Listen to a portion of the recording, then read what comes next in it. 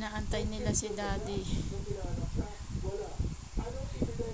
Daddy, sulyapan mo muna itong mga anak mo. Tignan mo, oh, nag-aantay sila, oh. Sinaantay nyo dyan?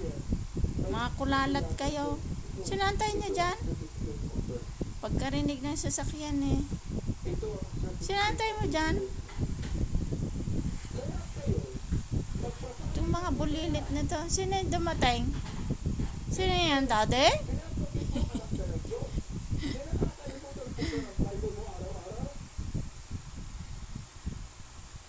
Sino yung Daddy, anak? Kain na. Kain na muna. Pansit ang pagkain. Naantay ka talaga, di. Matyaga si Adnan mag-antay, eh. Napakapili nila kumain. Ate-ate. Naantay mo, Nanan.